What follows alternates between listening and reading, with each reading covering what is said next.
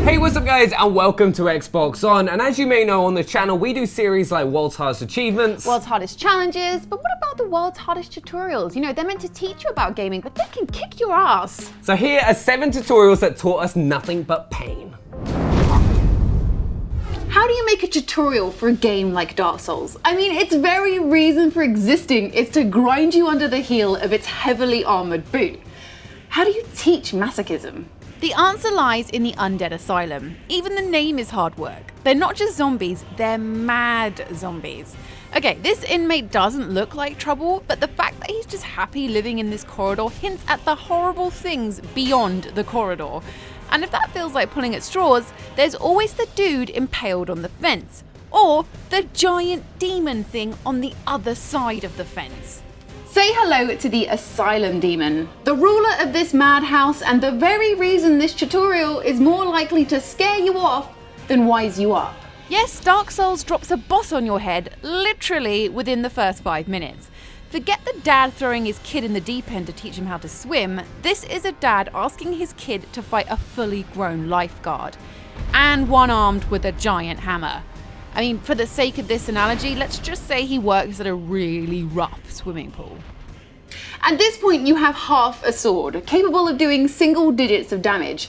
The game suggests you run. I think you should do it. Escaping the Asylum Demon lets you enjoy the other pleasant sights of the asylum, like the zombie who pushes a boulder down the stairs as part of the world's worst Home Alone tribute act ever, or the armoured knights who teach you to riposte, an action I can't pronounce, let alone perform. And your reward for doing all that? You get to go for another round with the Asylum Demon, you lucky thing. It's here that I realised what the tutorial is really all about. It's not teaching you how to play, it's teaching you how it likes to play. Down and dirty. At first you try to stay upstairs, but it jumps up and kills you. You learn not to take bosses for granted, so you drop down and he kills you with a hammer, so you learn to dodge. Then you run out of stamina and it hammers you again, so you learn to manage your stamina, but then you let it corner you. Time to learn to keep an eye on your footing. And through this process of death after death after death, you gradually whittle down the health bar and kill it. Too much like a happy ending? Don't worry. 30 seconds later, I fell off a cliff looking at a bird's nest. Some people never learn.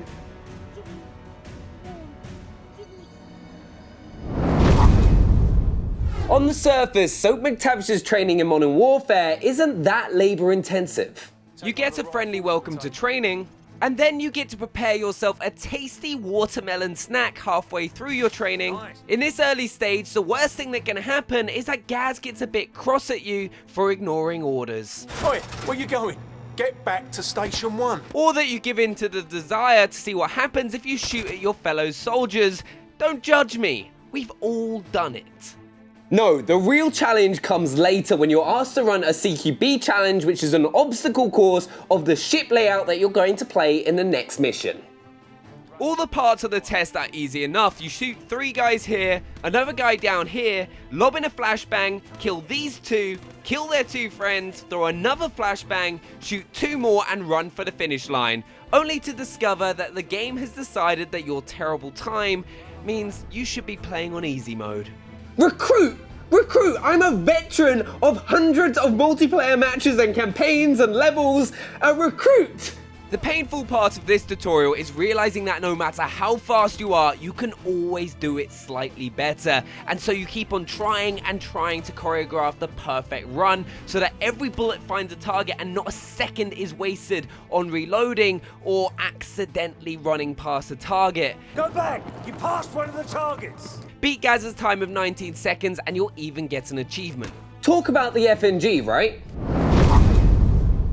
I don't think I've ever seen a tutorial go so off the rails as Jet Set Radios. As you'll now discover, that's a very clever joke, as the tutorial to Sega's roller skating Graffiti Em Up heavily involves grinding along the metal railings of Tokyo. It starts fairly harmlessly. You learn things like how to go forward and how to turn around. If you've worked out how to switch on an Xbox, you can definitely ace these tests. But ever so slowly, things start to ramp up. That's another clever joke, as you have to ride ramps to reach higher railings to perform fancy aerial combos. At first, the game is happy for you to be chaining together 10 or 20 moves, but for reasons we'll never really be able to fathom, it only lets you graduate the tutorial if you pull off a combo chain of 50. This would be tricky at the best of times, let alone stuck in the limited layout of the tutorial bus station. It's a task so hard that its name is cursed on forums across the internet. Yes, a thing everyone hates on the internet. Imagine that. A big part of the anger is towards the incessantly chirpy music, a track called Super Brother. I've been trying to pull off this grinding challenge for so long that the song is embedded in my skull. It plays on loop in there, ruining other games for me. Have you ever tried sneaking up on a Hitman target while two people croon about their Super Brother? And if you ever wondered if Skyrim would be better with some Japanese indie rock, I can confirm that it is not. If your brother's so bloody super, then why doesn't he come and finish the damn level? The gang at Infinity Ward was so taken with their time trial tutorial in Modern Warfare that when a load of them left to set up Respawn Entertainment, they took the idea with them. Yes, in Titanfall 2 you can enjoy another stupidly difficult time challenge to discover which difficulty setting you should be playing on. Known as the Gauntlet, this virtual reality obstacle course is a long corridor designed to teach you the ins and outs of wall running, slide shooting, double jumps and all the other tricks that keep a pilot alive in the battlefield. Get to the end and you get to see your best effort on this leaderboard / water feature. That just isn't any old water, that's the salty tears of every single living soul who's tried to climb to the top of that leaderboard. But where it really steps up from Modern Warfare's QBC test is the introduction of Pilot Ghosts. Where Call of Duty judged your terrible runs with a condescending difficulty recommendation, the Gauntlet forces you to observe the athletic ability of the pilot above you on the leaderboard. On one hand, you can steal their best moves to slice seconds off your time. On the other, you get to watch those stupid ghost pilots run circles around you. It's painful. I mean, how is this even possible? He's flying through the air like Superman. If you're happy to take on the Gauntlet once or twice and move on to the main campaign, it's not that big of a deal. Set your eyes on the highest place on the leaderboard, however, and you can enter your own personal hell. So yeah, good luck with that. There are hard tutorials, there are broken tutorials, and then there's just plain annoying tutorials. SpiderMan the movie knows that tutorials are often tedious and unnecessary. But does that mean you don't have to do one? Nope, it means you have to do one while actor Bruce Campbell points out how tedious and unnecessary it is. Welcome to the tutorial. Yeah, I know, you want to get on with things, beat up the bad guys, do the whole superhero thing. What follows is a real first for video games. A tutorial told entirely in the form of dad jokes. Here are some of the best. Up on the compass means forward to you. You follow me? Well, stop following me or I'll have you arrested. Now, you are the little red dot, and your target is blue. So now's your chance to self-test for color blindness. But let's get one thing straight first. Do not, I repeat, do not try this at home. Your house isn't nearly tall enough. It's all so much that after a while, even Bruce gets bored of it. Good luck. I said, good luck. Good luck means goodbye. See, there's nothing more to see here. We're done, that's a wrap. You got it? We're over. We did warm to its charms, even if Bruce did rather shamefully suck up to the devs to get a second job. But wait, there's more. If you press the left trigger while you're running, you'll web zip in the direction you're moving. Wowzer! There's no way a developer would fall for that, right?